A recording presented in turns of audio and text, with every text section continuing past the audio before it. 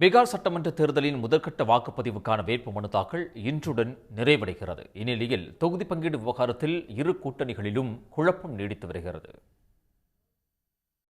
பீகார் சட்டமன்றத்துக்கான தேர்தல் நவம்பர் 6 மற்றும் 11 ஆகிய தேதிகளில் 2 கட்டங்களாக நடைபெறும் என தேர்தல் ஆணையம் அறிவித்துள்ளது.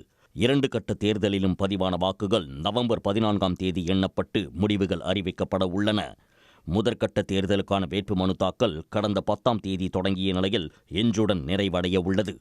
கடந்த 13ஆம் தேதி தொடங்கிய 2ஆம் கட்ட தேர்தலுக்கான வேட்புமனு தாக்கல் வரும் 20ஆம் தேதி நிறைவடைகிறது.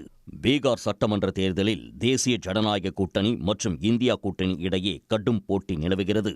தேசிய ஜனநாயக கூட்டணியை பொறுத்தவரை நிதிஷ்குமாரின் ஐக்கிய ஜனதாதளம் மற்றும் பாஜக கட்சிகள் தலா 101 தொகுதிகளிலும், லோக் ஜனசக்தி கட்சி 29 தொகுதிகளிலும், இந்துஸ்தான் அவாம் மோர்ச்சா மற்றும் ராஷ்டிரிய லோக் மோர்ச்சா கட்சிகள் தலா 6 தொகுதிகளிலும் போட்டியிடுகின்றன.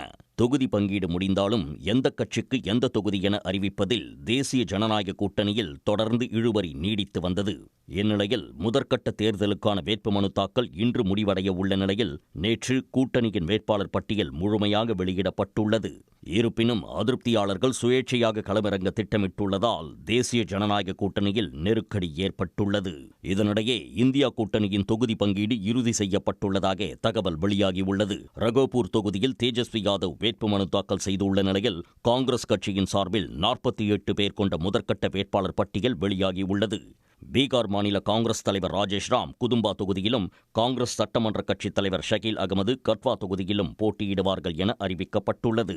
இருப்பினும் பிற கூட்டணி கட்சிகளின் வேட்பாளர் பட்டியல் வெளியாகாததால் குழப்பம் நீடிக்கிறது. தேசிய ஜனநாயக கூட்டணி மற்றும் இந்தியா கூட்டணி மட்டுமின்றி பிரசாந்த் கிஷோரின் ஜன் சுராஜ் கட்சி, ஆம் ஆத்மி கட்சி, ஓவைசியின் AIMIM ஆகிய கட்சிகளும் பீகார் சட்டமன்ற தேர்தலில் போட்டியிடுகின்றன. உடனுக்குடன் செய்திகளை தெரிந்து கொள்ள சன் நியூஸ் பெல் ஐகானை கிளிக் பண்ணுங்க.